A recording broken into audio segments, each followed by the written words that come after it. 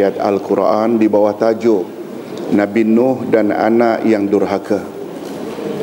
Sebagai sandaran pembahasan kita di bawah tajuk Nabi Nuh dan anak durhaka, kita akan ambil ayat 45-47 dari surat Hud.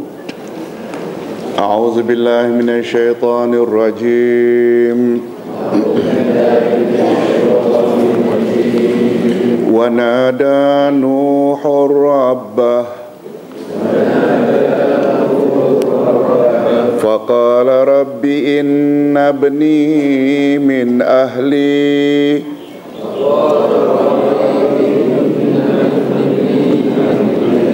wa inna wa'dakal haqq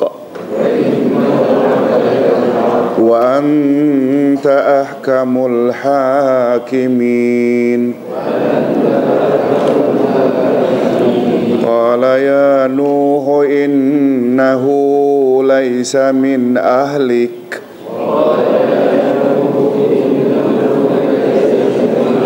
innahu amalun ghairu salih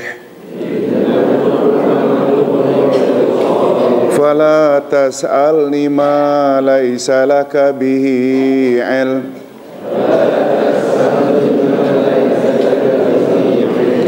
inni a'idzuka an takuna minal jahilin.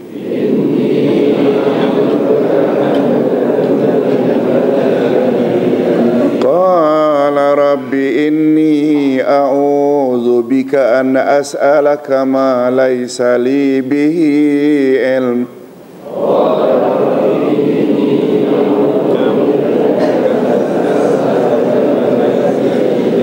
wa illa taghfir li wa tarhamni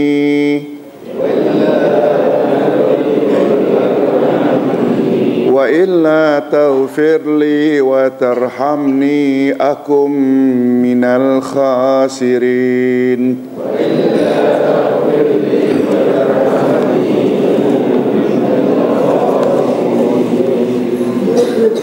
Terjemahan ayat.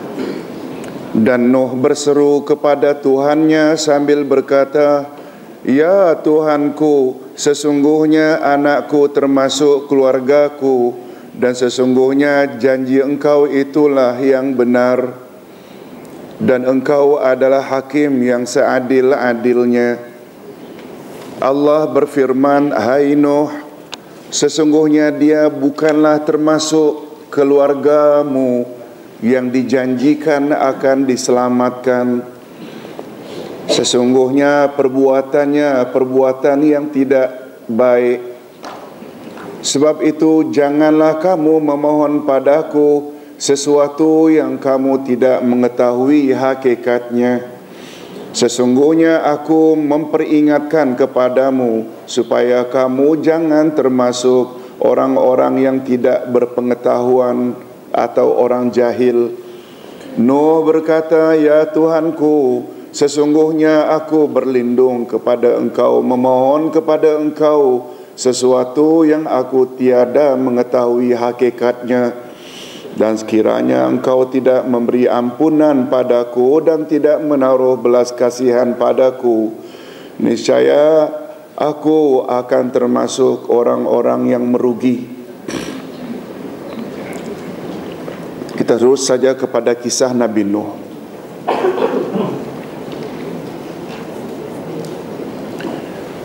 Nabi Nuh adalah cucu Nabi Idris. Jadi setelah Adam, Rasul seterusnya itu Idris, kemudian baru Nuh.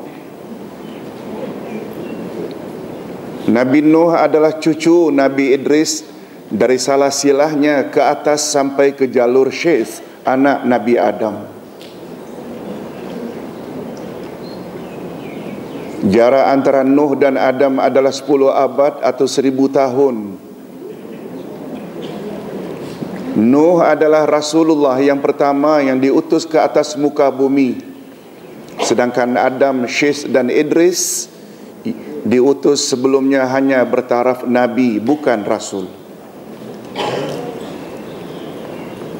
Itu sebabnya yang betul Bila ditanya rasul pertama siapa, jawabnya bukan Adam, juga bukan Syith, anak Nabi Adam, juga bukan Idris. Rasul pertama adalah Nuh. Ustaz tambah sikit bukti bahawa Nuh rasul pertama. Dalam bab akidah syafaat uzma, apa namanya? Syafaat uzma, syafaat yang maha agung. Setelah orang manusia berdosa memohon atau datang pada Nabi Adam sambil menyebut, "Ya Adam, engkau adalah datuk kami, daripadamu asal usul kami. Kami semua anak cucumu berdosa, boleh tak engkau beri kami pertolongan atau syafaat?" Adam, istilah kita, angkat tangan, minta maaf. Aku tidak boleh, aku sendiri ada masalah dengan Allah, melanggar pokok larangan. Lalu mereka datang kepada Nabi Nuh, kemudian kepada Nabi Ibrahim, kemudian Nabi Musa, kemudian Nabi Isa, kemudian kepada Nabi Muhammad sallallahu alaihi wasallam. Nabi Muhammad saja yang boleh tolong orang-orang yang berdosa. Inilah yang dipanggil dengan syafaat agung, yaitu syafaat uzma, dari kata azim. Nah, sesampainya kepada Nuh, apa kata umat yang berdosa? Tolong ikuti. Ya Nuh, anta awwalur rusul. Wahai Nuh, engkau adalah rasul yang pertama. Oleh sebab itu berilah kami syafaatmu. Ustaz hanya nak ambil bab itu. Hadis sahih menunjukkan rasul pertama siapa tadi? Ini diperkuat oleh hadis tentang syafaat uzma. Kisah Nabi Nuh di sekitar, kisah Nabi Nuh disebut pada 43 tempat di dalam Al-Quran. Malahan nama beliau dijadikan sebagai salah satu nama surah dalam Al-Quran, iaitu surah Nuh. Beliau termasuk salah seorang daripada 5 rasul yang bergelar ulul azmi. Siapa selain Nuh? Ini yang disuruh sembelih anaknya Ibrahim, lagi Musa, Isa dan Nabi Muhammad sallallahu alaihi wasallam. Kena hafal atau cucu sekarang ini sudah diajar di tadika. Jangan sampai atuk tak dapat jawab.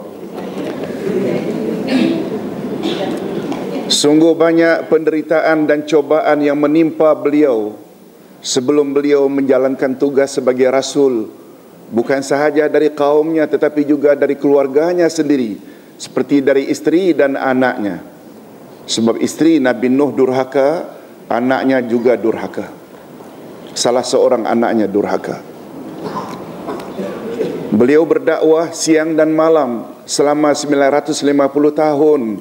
Namun kaumnya yang beriman kepadanya hanya 80 orang. Bersama dengan isteri mereka masing-masing.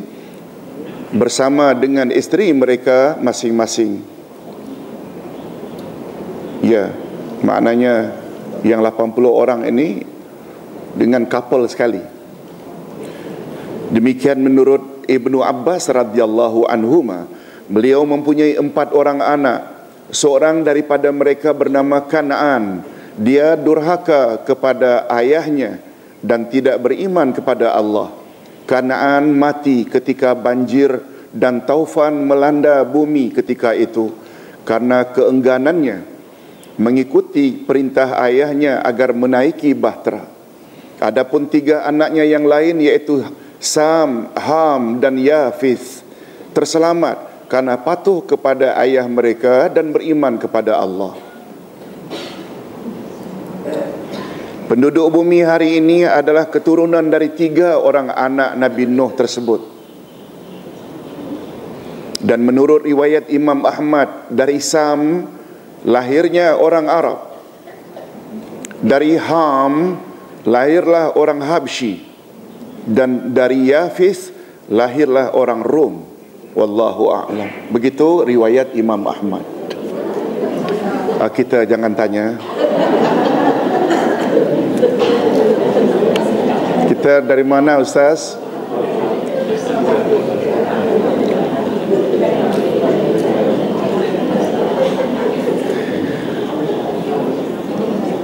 Kita semua dari Adam. Senangnya dari Adam saja. Hadirin dan hadirat, kita kena ingat Adam dipanggil Abul Bashar Al-Awwal. Tolong ikuti, Abul Bashar Al-Awwal. Semua manusia mati setelah ditimpa oleh bah melanda dunia. Tidak ada yang hidup kecuali yang di atas bahtera. Dalam bahtera, itu sebabnya Nabi Nuh dipanggil Abul Bashar As-Sani, bapa manusia kedua.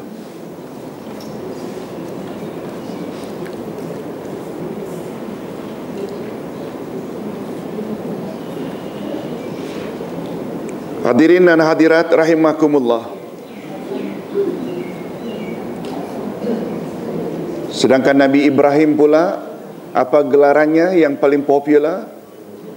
Abul Anbiya wal Mursalin, bapa semua nabi dan rasul. Tentu saja selain Nuh. Setelah Nuh, Ibrahim. Ibrahim ada dua anak, Ismail dapat orang Arab dan Ishak dapat Bani Israel. Majoriti rasul dari dua puak ini, dan yang paling banyak dari Bani Israel. Baik, kita teruskan dengan tafsiran ayat.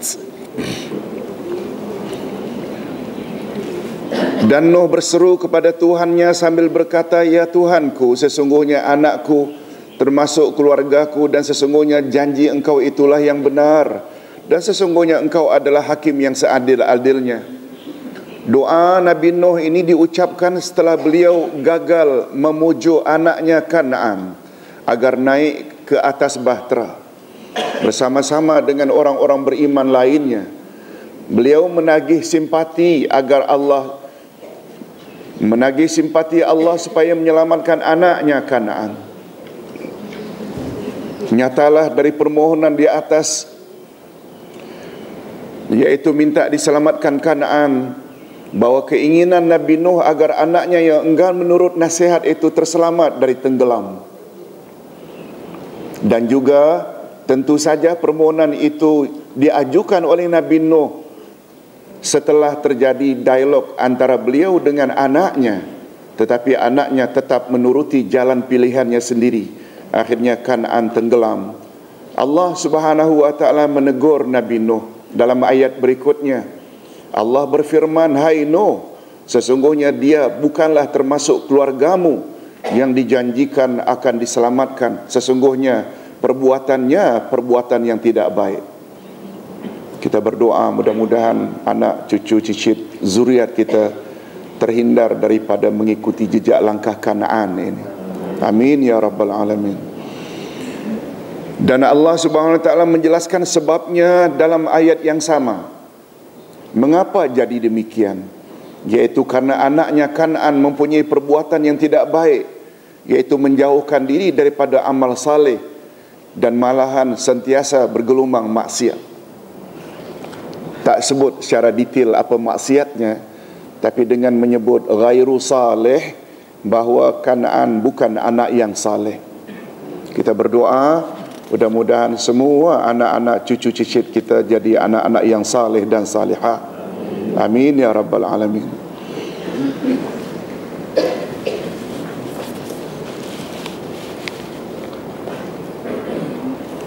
Dan ada pula yang menafsirkan kata perbuatannya itu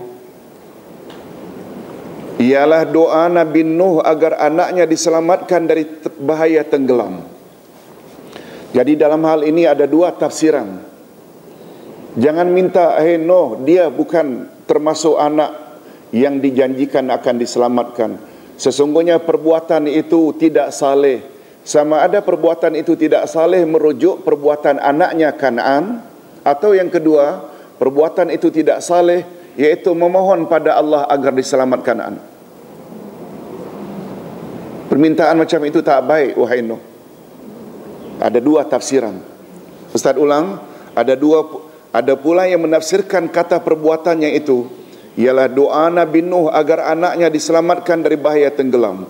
Maksudnya, perbuatanmu memohon padaku agar aku selamatkan anakmu itu adalah perbuatan yang tidak baik. Allah Subhanahu wa taala menegur Nabi Nuh lagi. Sebab itu janganlah kamu memohon kepadaku sesuatu yang kamu tidak mengetahui hakikatnya.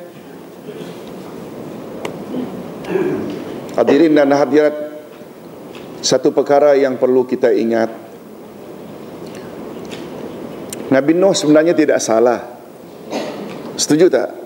Memohon anak agar diselamatkan salah tak? Tidak. Ditambah pula Nabi Nuh manalah tahu anaknya kelak akan jadi anak yang durhaka. Harapan seorang ibu bapa agar anaknya senantiasa selamat, itu biasa. Cuma dalam hal ini, kata para ulama, perbuatan para rasul tidak sama dengan perbuatan kalau itu kekeliruan yang dibuat oleh umat. Nabi Adam dan istrinya Hawa, gara-gara ikut rayuan iblis, akhirnya diusir dari syurga. Betul tak itu bagi kita seperti kesalahan biasa, digoda oleh iblis. Apalagi iblis sampai bersumpah, wa qasamahuma inni lakuma laminan nasihin. Iblis bersumpah kepada Adam dan Hawa, bersumpah. Apa bunyi sumpahnya? Sesungguhnya aku diutus oleh Allah untuk menjadi penasihatmu. Penasihat, laminan nasihin. Nabi Adam tak akan tanya pula mana surat pengangkatannya. Lalu dikesan oleh iblis bahawa Adam sememangnya ada hasrat untuk tinggal selama-lamanya dalam syurga. Itu sebabnya dia create nama buah larangan itu dengan buah khuldi. Khuldi maknanya kekal abadi. Itu sebabnya kata para ulama, salah satu cara iblis menggoda manusia, dia akan masuk dari sudut mana, channel mana yang menjadi kegemaran manusia. Wanita, pangkat, harta, dari sudut itu dia akan galakkan. Akhirnya datuk kita kecundang.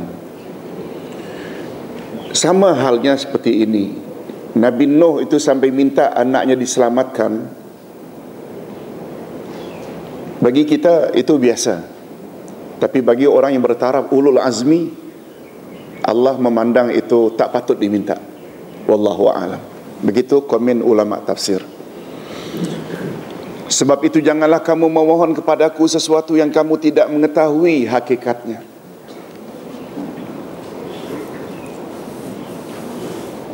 Itu sebabnya Ustaz selalu kata, ibu bapa bila dalam mendidik anak agar sama-sama jadi anak yang saleh, agar sama-sama bukan saja di dunia tapi di akhirat nanti sama-sama masuk syurga. Kadang-kadang mereka mengalami masalah yang sama. Bila mengalami masalah yang sama, anak yang kita bimbing dari kecil sampai besar, tiba-tiba dia menentang, dia tidak taat.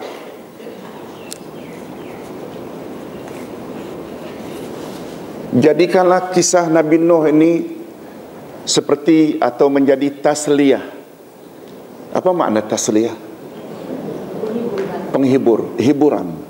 Hiburan maksudnya, jangankan kita bukan Nabi, bukan Rasul, bukan ulul azmi. Ulul azmi pun yang bila diminta Allah akan kabul pun anaknya durhaka juga. Betul tak? Paling kurang membuat kita tidaklah terlalu frust. Sedih memang sedih. Ini belum lagi bercakap masalah isteri. Nabi Nuh juga tidak berhasil menyelamatkan isterinya. Tolong ikuti ayat 10 dari surat At-Tahrim kalau tak salah. Daraballahu masalan lilladzina kafaru imra'ata Nuh wa imra'ata Lut kanata tahta abdaini min ibadina salihin falam yughniya fakhanatahuma walam yughniya anhuma minallahi syai'a wa qila adkhulan nara ma'ad dakhilin. Allah membuat perumpamaan bagi orang-orang kafir seperti istri Nuh dan seperti istri Lut. Kedua-duanya di bawah jagaan dua hamba kami yang saleh. Betul tak? Nabi Nuh di bawah, istri Nuh di bawah jagaan Nabi Nuh. Nabi Nuh orang saleh. Istri Lut di bawah jagaan Nabi Lut. Nabi Lut juga orang saleh. Fakhanatahuma, lalu kedua-dua wanita itu khianat pada suami masing-masing. Istri Nabi Nuh khianat karena dia menyebarkan berita Nuh kononnya gila. Nabi Lut khianat karena dia turut menyebarkan yang suaminya Lut bersama dua pemuda sedang melakukan perkara tak senonoh. Lalu apa kata Allah? Falam yughniya anhuma minallahi syai'a. Kedua-dua hamba kami yang saleh sedikit pun tidak boleh menolong isteri masing-masing dari azab Allah. Dan di akhirat nanti akan dikatakan, masuklah kamu berdua wahai wanita ke dalam neraka sebagaimana orang lain masuk neraka. Berdasarkan ayat ini, betul tak isteri Nuh dan isteri Lut berkenaan confirm tempatnya dalam neraka? Yes. Baik, kita teruskan. Di dalam ayat ini ada pengajaran yang tersirat, yaitu kita dilarang memohon sesuatu yang bercanggah dengan ketentuan Allah terhadap makhluknya, karena kononnya kedudukan orang yang berdoa itu istimewa di sisi Allah, atau memohon agar menghalalkan sesuatu yang telah diharamkan oleh Allah. Ustaz, jelaskan sedikit. Ayat ini mengandung pengajaran yang tersirat, yaitu kita dilarang memohon sesuatu yang bercanggah dengan ketentuan Allah terhadap makhluknya, karena kononnya kedudukan yang berdoa itu istimewa di sisi Allah.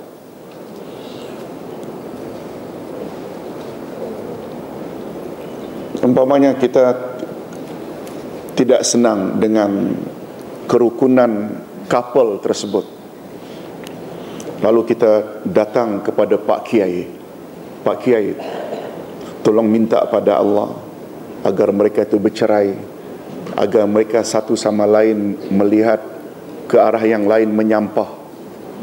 Betul tak itu haram? Walaupun yang diminta itu Pak Kiai. Boleh faham maksud saya? Jangan kita gunakan status seseorang karena alimnya lalu kita minta yang bukan-bukan. Atau mudahnya senang beginilah, Pak Kiai tolong doakan supaya nomor ekor yang saya tikam itu berhasil. Nyata-nyata haram. Betul tak? Nyata-nyata haram. Jangan gunakan kedudukan Pak Kiai ke wali Allah ke minta yang bukan-bukan. Hadirin dan hadirat, setuju tak kalau Ustaz katakan bahawa Nabi Nuh itu mengatasi semua wali-wali? Betul tak? Nabi Nuh, ulul azmi, pun tidak berhasil juga, karena yang diminta itu dilarang oleh Allah.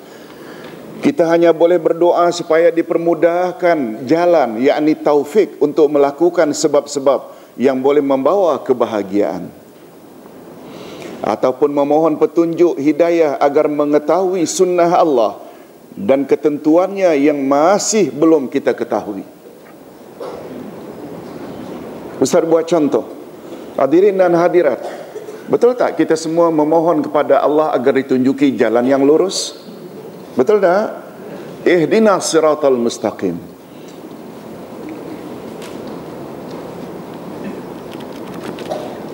Itu sebabnya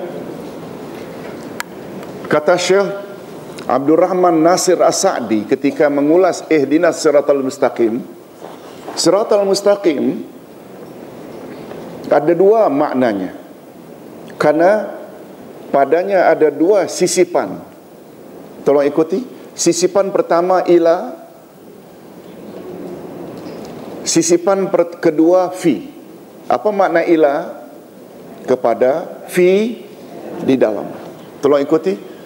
Ihdina ila siratil mustaqim. Tunjuki kami ya Allah kepada jalan yang lurus. Dengan sisipan ila di depan siratal mustaqim. Siratal mustaqim mengandung makna ad-dinil islami. Ihdina ila dinil Islam. Tunjuki kami ya Allah kepada agama Islam. Bapa-bapa dan ibu-ibu sekalian, betul tak dengan makna itu kita semua dah kabul sebab kita dah jadi muslimin muslimat? Betul tak? Tapi ingat yang satu lagi. Sungguh banyak umat Islam walaupun memeluk Islam tapi tidak makbul untuk makna kedua. Tolong ikuti. Ihdina fis siratil mustaqim. Tunjuki kami ya Allah dalam jalan yang lurus. Bila sisipannya dalam, maknanya tolong ya Allah dorong kami agar buat apa yang Engkau suruh, apa yang Islam suruh. Ya Allah, hindarkan kami daripada melakukan perkara yang Engkau larang. Itu sisipan fi. Setuju tak kalau Ustaz katakan banyak umat Islam yang makbul untuk makna pertama kerana dia dah mengucap dua kalimah syahadat dan jadi orang Islam. Dia naik haji, dia umrah, dia puasa, dia tarawih, tapi dia rasuah, dia zalim, dia tidak salat dan lain-lain. Wujud tak? Dia minum arak, dia punya wanita simpanan, dia berjudi, dia berzina. Maknanya kita berdoa mudah-mudahan kedua-dua makna tersirat di dalam ihdinas siratal mustaqim makbul hendaknya. Amin ya rabbal alamin. Makna pertama tadi, tunjuki kami kepada apa? Agama yang benar, iaitu agama Islam. Yang kedua, tunjuki kami di dalam jalan yang lurus, iaitu minta Allah dorongkan buat apa yang Islam suruh dan minta Allah halang daripada melanggar larangan-larangan Allah. Jadi berbalik kepada ayat yang kita sedang bahas. Ayat yang sedang kita bahas. Itu sebabnya hadirin dan hadirat, kita memohon pada Allah minimal 17 kali tunjuki kami jalan yang lurus. Sudah betul tak perjalanan kita? Kita menambah ilmu ke arah jalan yang lurus. Ingat hadirin dan hadirat, manusia terbagi 3 dalam surat Al-Fatihah. Manusia siratal mustaqim, manusia al-maghdubi alaihim, dan manusia ad-dhalin. Kita minta jalan yang mana? Siratal mustaqim. Kita minta dijauhi dari jalan orang yang dimurkai dan jalan orang yang sesat. Kata ulama tafsir, 3 golongan ini karena ia tertera di dalam kitab, di dalam surah yang sangat penting. Bila surah ini tak dibaca, salat tak sah. Betul tak? Surat Al-Fatihah. Dia dipanggil pula Ummul Kitab, induk Al-Quran. Oleh sebab itu, apabila manusia dibagi di dalam surat Al-Fatihah, betul tak dikatakan ini pembahagian yang hakiki? Okey. Kata ulama tafsir memberi penjelasan, 3 golongan ini berkisar pada 2 sifat saja. Ilmu dan amal saleh. Mereka senantiasa tambah ilmu, dan setakat mana ilmu yang mereka miliki, mereka lakukan amal saleh. Nanti insya-Allah dalam tafsir nanti kita akan sebut satu doa yang sangat bagus. Ya Allah, masukkanlah kami ke dalam golongan orang-orang yang berilmu. Ya Allah, masukkanlah kami ke dalam golongan orang-orang yang mengamalkan ilmu kami. Itu sebabnya siratal mustaqim,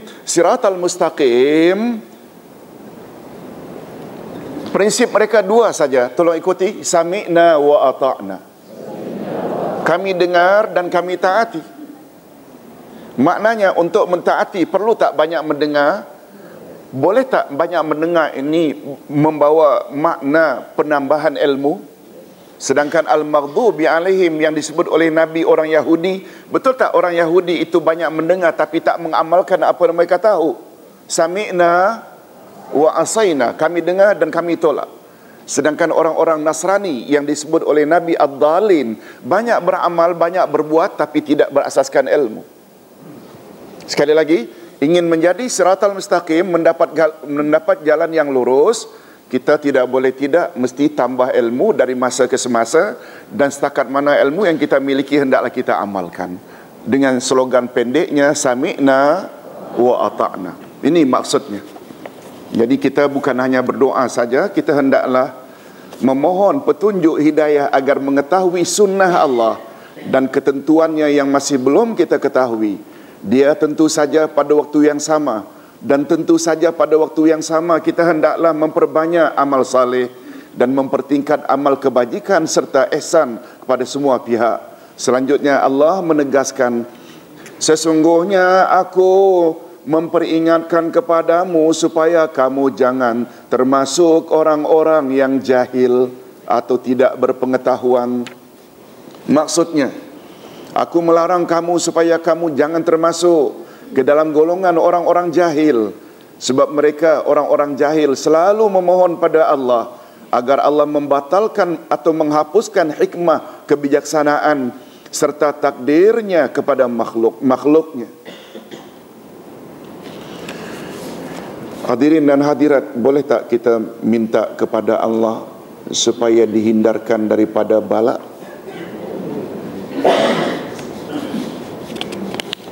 Ustaz dah congak dah. Memang macam itu. Karena apa? Kita minta supaya Allah jangan timpakan bala. Pertama sekali, salah faham terhadap makna bala. Bala bukan musibah. Bala maknanya ujian. Sama dengan fitnah.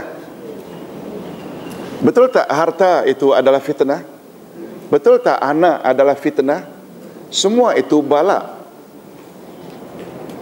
Setuju tak kalau Ustaz katakan bahawa ujian Allah atau cobaan Allah bukan hanya datangnya dalam bentuk kesusahan? Betul tak? Tapi juga boleh jadikah bala itu atau ujian Allah datang dengan ditinggikan pangkatnya, dikayakan, dibanyakkan hartanya, disehatkan badannya, boleh tak? Boleh. Coba dengar kata-kata Abdurrahman bin Auf. Bila disebut Abdurrahman bin Auf, kita ingat siapa orang paling kaya di zaman Rasul. Ujian Allah dalam bentuk kesenangan hidup, kekayaan, adalah lebih susah berbanding ujian Allah dalam bentuk kesusahan. Bila susah, musibah, langsung ingat Allah. Tapi bila dapat senang demi senang, biasanya lupa Tuhan. Itu sebabnya kata ahli hikmah, jangan kamu minta agar Allah, jangan kamu minta kepada Allah supaya Allah tidak turunkan ujian padamu. Jangan minta. Tapi mintalah pada Allah agar Allah kuatkan bahumu mikulnya. Mintalah pada Allah agar Allah kuatkan bahumu untuk memikulnya. Boleh faham maksudnya? Dalam maknanya ini, jangan minta ujian itu jangan diturunkan, jangan minta. Sebab Nabi Muhammad sallallahu alaihi wasallam ketika ditanya, "Ya Rasulullah, ayyun nasi asyaddu balaa?" Coba lihat, istilahnya balaa. Wahai Rasul, siapakah manusia yang paling banyak ditimpa bala? Apa jawab Nabi? Al-Anbiya, para nabi. Summaman, kemudian siapa lagi setelah para nabi yang paling banyak diuji oleh Allah bala? Lihat, ini membuktikan lagi bahawa bala itu bukanlah musibah. Tidak, dia ujian. Summaman, siapa lagi setelah para nabi? Nabi jawab, as-salihun, orang-orang saleh. Dan Nabi tidak mau ditanya lagi, langsung Nabi beri kunci. Makin kuat pegangan agama seseorang, akan semakin banyak ujian Allah diturunkan kepadanya. Jadi tak semestinya, betul tak persepsi banyak orang kita, bila orang itu diuji, langsung kita menilai, oh itu banyak dosa lah itu. Oh, tak pasal-pasal dapat dosa kering. Jangan.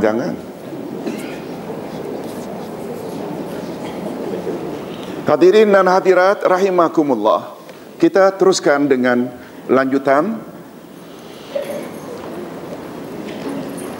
Dan tentu saja pada waktu yang sama kita hendaklah memperbanyak amal saleh dan mempertingkat amal kebajikan serta ihsan kepada semua pihak. Selanjutnya Allah berfirman, sesungguhnya aku memperingatkan kepadamu supaya kamu jangan termasuk orang-orang yang tidak berpengetahuan atau jahil. Maksudnya, aku melarang kamu supaya jangan termasuk ke dalam golongan orang yang jahil. Sebab mereka, orang-orang yang jahil, selalu memohon pada Allah agar Allah membatalkan atau menghapuskan hikmah kebijaksanaannya terhadap takdirnya kepada makhluknya. Permohonan tersebut semata-mata atas dasar memperturutkan hawa nafsu mereka yang didorong oleh perasaan terlalu cinta kepada diri, keluarga dan orang-orang yang mereka kasihi.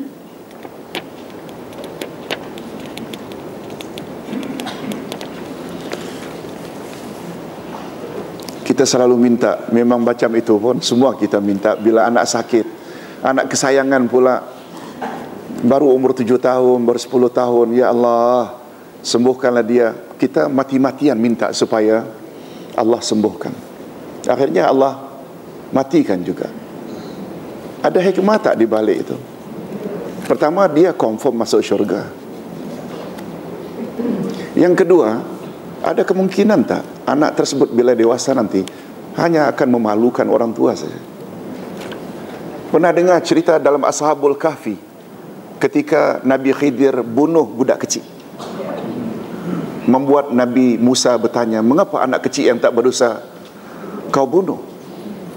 Nabi Khidir dapat firman dari Allah, sebab Allah tahu bila dewasa nanti dia hanya akan jadi manusia yang jahat, dan Allah bercadang tidak mengganti dia dengan anak yang saleh untuk parent. Itu kita tak tahu. Oleh sebab itu, perlu tak kita berbaik sangka bila orang yang kita kasihi diambil oleh Allah lebih awal?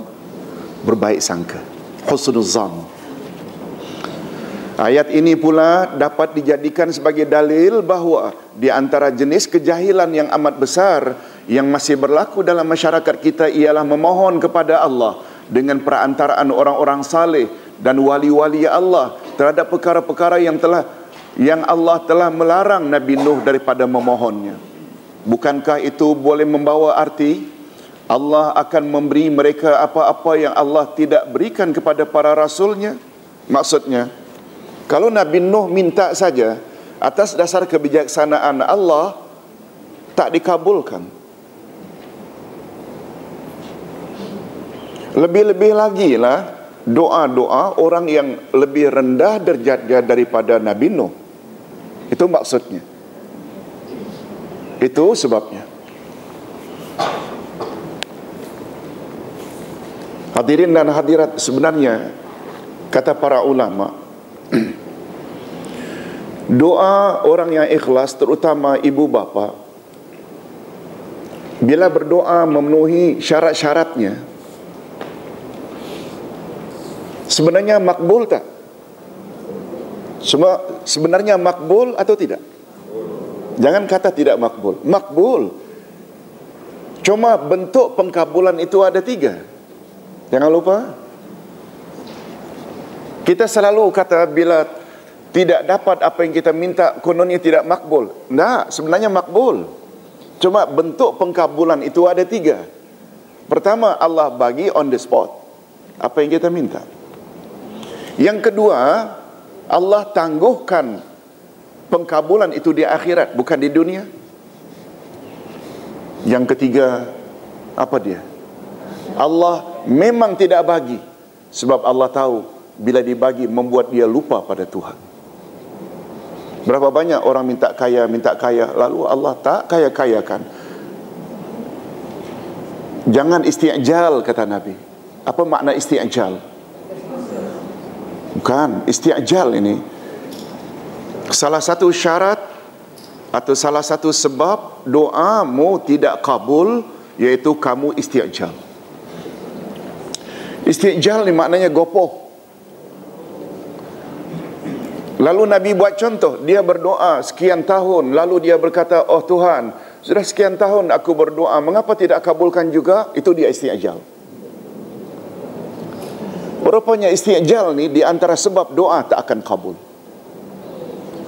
Oleh sebab itu, kalau Ustaz boleh beri nasihat, ada baiknya bila minta sesuatu, mintalah secara berlapik. Ya Allah, kayakanlah aku. Andai kata kekayaan itu membawa kebaikan bagiku. Maknanya bila dah 5 tahun, 10 tahun tak kaya juga, ada satu isyarat lah itu. Kabul maknanya. Isyarat apa? Bila dikayakan nanti kita barangkali lupa pada Tuhan. Kan maknanya kabul juga demi kebaikan kita. Ya Allah, saya rasanya layak untuk jadi ketua menteri dan andai kata dia membawa kebaikan padaku, bagus macam itu. Andai kata tak terpilih, maknanya ada isyarat. Ada tak orang yang akhirnya jadi ketua, akhirnya berakhir dengan tidak baik, masuk penjara? Betul tak? Ada. Itu sebabnya kata para ulama, bagus kita bila memegang satu-satu jawatan atau menceburi satu-satu bidang perniagaan, jangan lupa berdoa macam doa Ashabul Kahfi. Rabbana atina min ladunka rahmah wa hayyi' lana min amrina rasyada. Ya Allah, berilah aku rahmat dari sisimu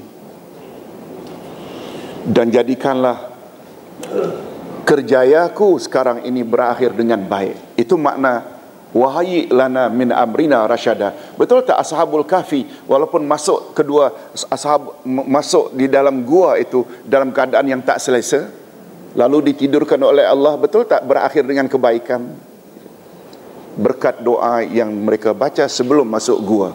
Tolong ulang sekali lagi. Rabbana atina min ladunka rahmah wahai lana min amrina rasyada. Hadirin dan hadirat, selanjutnya Nabi Nuh memohon ampunan dari Tuhannya di atas keterlanjurannya atau kehilafannya karena meminta sesuatu yang tidak patut diminta. Allah Subhanahu wa taala menceritakannya. Nuh berkata, ya Tuhanku, sesungguhnya aku berlindung kepada Engkau dari memohon kepada Engkau sesuatu yang aku tidak mengetahui hakikatnya. Sekiranya Engkau tidak memberi ampunan kepadaku dan tidak menaruh belas kasihan kepadaku, niscaya aku akan termasuk orang-orang yang merugi. Maksudnya, Nuh memohon, ya Allah, aku berlindung kepadamu sesudah peristiwa ini, daripada memohon sesuatu yang aku tidak mengetahuinya, bahwa segala yang terjadi adalah berlandaskan hikmah kebijaksanaanmu semata. Sekiranya engkau tidak ampuni aku lantaran dosa memohon ini, yang didorong oleh sifat kebapaan terhadap anaknya dan terlalu mengharap kasih sayang Tuhannya, sekiranya engkau tidak kasihani aku dengan menerima taubatku, niscaya aku akan termasuk ke dalam golongan orang-orang yang merugi. Padahal pada mulanya aku hanya berusaha kiranya aku mendapat keuntungan dengan bebasnya semua anak-anakku dari dalam mentaatimu. Engkau adalah lebih mengetahui daripada aku. Pengajaran ayat. Hadirin dan hadirat, di antara pengajaran ayat pertama, permohonan Nabi Nuh kepada Allah untuk anaknya bukanlah suatu maksiat. Bukan suatu maksiat. Hadirin dan hadirat, betul tak para nabi, para rasul, apalagi ulul azmi adalah maksum? Isteri-isteri nabi atau rasul maksum atau tidak? perinciannya. Isteri-isteri Rasul maksum dari satu dosa saja, iaitu zina. Isteri-isteri para Rasul maksumah. Sebab bila kita ada sebut tak tadi, isteri Nuh dan isteri Lut durhaka. Durhaka dalam bidang lain, tapi tidak boleh, hatta syirik boleh terjadi, tapi zina tidak. Sebab bila isteri para Nabi terdedah dengan zina, maknanya zuriat Nabi boleh dipertikaikan. Boleh faham tak? Begitu kata ulama Ahlus Sunnah wal Jamaah. Yang kedua, kalau untuk menambah maklumat kita, Nabi Muhammad sama tak dengan rasul-rasul yang lain dari sudut maksum? Sama tak? Maksum dengan apa? Daripada apa? Melakukan dosa. Tapi Nabi Muhammad ada satu maksum plus. Maksum ini yang tak ada pada rasul yang lain. Apa dia? Nabi Muhammad maksum maknanya terpelihara dari dibunuh. Nabi Muhammad sallallahu alaihi wasallam tidak boleh mati, tidak boleh wafat sebelum timingnya. Boleh faham maksudnya? Sebab bila Nabi Muhammad boleh dibunuh, sedangkan ajaran Allah belum lagi semuanya selesai diturunkan, siapa akan turun lagi? Rasul Melayu ke? Itu sebabnya kata ulama Ahli Sunnah wal Jamaah, Nabi Muhammad ada kelebihan satu maksum yang tak ada pada rasul-rasul yang lain. Pernah tak rasul-rasul lain dibunuh oleh Yahudi? Ya, Zakaria dan Yahya, dua beranak dibunuh. Nabi Muhammad tak boleh dibunuh. Oleh sebab itu, bila masanya Nabi Muhammad akan wafat, kan itu turunnya ayat Al-Yawma Akmaltu Lakum Dinakum. Menjelang beberapa hari sebelum Nabi Muhammad wafat, baru turun ayat terakhir, hari ini aku telah sempurnakan bagimu agamamu. Okey, dari sudut ini Ustaz ulang sekali lagi, isteri Rasul tidak maksum kecuali dalam dari satu dosa saja. Apa dia? Zina. Yang kedua, Nabi Muhammad ada tambahan maksum selain maksum tidak terlibat dengan dosa besar, iaitu baginda tidak boleh dibunuh. Nabi Nuh alaihi salatu wassalam termasuk tak Nabi yang juga bersifat maksum? Oleh sebab itu kesalahan beliau tadi dalam memohon itu dipanggil dengan ijtihadi. Kesalahan dalam ijtihad. Nabi Muhammad sallallahu alaihi wasallam ada tak, kita dah belajar dah lebih kurang 2-3 bulan yang lalu, Nabi Muhammad sallallahu alaihi wasallam cenderung kepada pendapat Abu Bakar bukan Umar dalam menerima tebusan, menerima tebusan dari tawanan perang Badar. Masih ingat? Atau dah lupa? Abu Bakar ditanya, apa pendapatmu wahai Abu Bakar terhadap tawanan perang? Ya Rasulullah, kita minta saja mereka tebus diri mereka sekian auqiyah. Mudah-mudahan mereka dapat hidayah. Termasuk Abbas tak? Termasuk. Tanya pula Umar, bagaimana pendapatmu ya Umar? Penggal saja ya Rasulullah leher mereka semuanya. Rasulullah dengan sifat pengasih penyayangnya cenderung pada Abu Bakar. Padahal itu sebenarnya salah dalam ijtihad. Bukan tak boleh menerima tebusan, sebab first peperangan orang kafir mesti bunuh semua. Boleh faham? Untuk peperangan berikutnya baru ada. Nabi Muhammad tak boleh dipersalahkan, sebab itu namanya kesalahan ijtihadi. Kan Nabi ada bersabda, siapa yang berijtihad ternyata benar, dia dapat pahala 2. Siapa yang berijtihad lalu ternyata salah di sisi Allah, dia tetap dapat 1 pahala. Jadi setuju tak kalau Ustaz katakan bahawa kesalahan Nabi Nuh di sini salah ijtihad? Semua bapa sayangkan anak, semua bapa tak mau anaknya tenggelam, betul tak? Ini ijtihad. Oleh sebab itu kita tidak boleh mengatakan rosak. Tak boleh. Tak boleh. Ini kesalahan ijtihad. Hadirin dan hadirat rahimakumullah. Tetapi perkara ini dapatlah digolongkan sebagai suatu dan dia hanya keliru dalam ijtihad dengan niat yang baik. Tetapi perkara ini dapatlah digolongkan sebagai suatu kesalahan karena ia tidak patut timbul dari manusia seperti Nabi Nuh yang cukup tinggi ilmunya dan istimewa kedudukannya di sisi Allah. Kekhilafan seumpama ini boleh terjadi di kalangan para nabi supaya mereka dapat merasakan betapa perlunya mereka kepada pendidikan dan bimbingan daripada Allah dari masa ke masa. Betul tak? Nah, kalau para nabi saja perlu mendapat bimbingan, apalagi kita. Yang kedua, sesungguhnya faktor keturunan dan warisan bukanlah faktor yang terlalu menentukan baik buruknya seseorang manusia. Baik buruknya seseorang sangat tergantung dengan kesediaan individu itu sendiri dan keadaan persekitaran yang mengelilinginya. Dan kalaulah warisan atau keturunan menjadi faktor yang sangat menentukan, niscaya semua anak cucu Adam akan sama tabiatnya, dan niscaya semua manusia hari ini yang berasal dari orang yang beriman dalam bahtera Nabi Nuh akan beriman kepada Allah semuanya. Dalam bahtera itu semua orang beriman, maknanya sama ada orang Afrika, sama ada orang Rom, orang Arab, semuanya beriman. Okey. Yang ketiga, sesungguhnya Allah akan memberi balasan kepada manusia di dunia dan di akhirat sesuai dengan keimanan dan amalan mereka, bukan atas dasar keturunan mereka.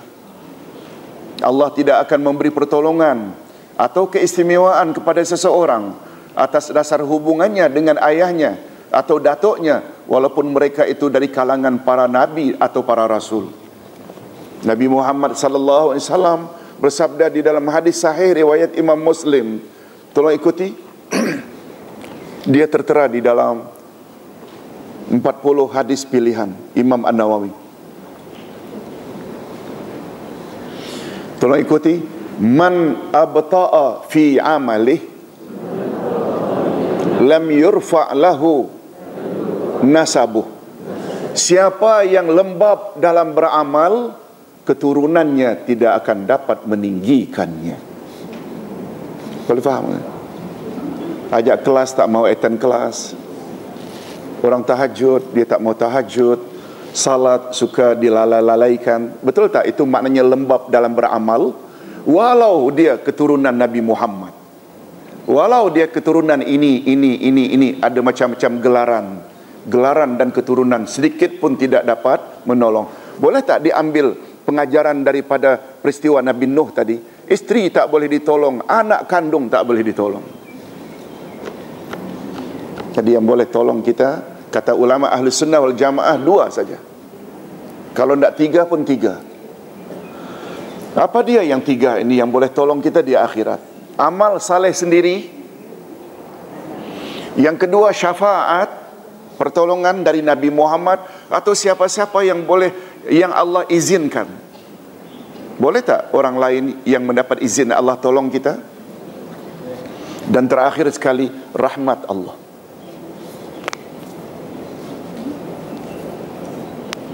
Hadirin dan hadirat, kita sampai ke kesimpulan yang terakhir. Sesungguhnya orang yang terpedaya oleh keturunannya, sedangkan dia tidak beramal saleh untuk mendapatkan keredaan Allah, malahan mendakwa kononnya ia lebih baik dan istimewa daripada para ulama yang beramal dan para wali yang saleh. Sebenarnya mereka adalah orang jahil terhadap kitab Allah yang tidak sedikit pun mengandungi perkara yang batil dan meragukan. Betul tak semua keterangan dalam Quran benar belaka? Zalikal kitabula raiba fihi hudal lil muttaqin. Hadirin dan hadirat rahimakumullah, ini yang dapat Ustaz sampaikan pada hari ini. Cuma di sini Ustaz, macam yang kita persetujui,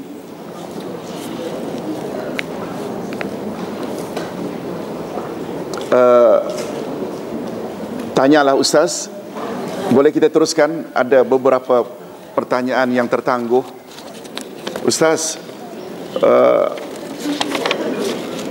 Oktober, September, Oktober.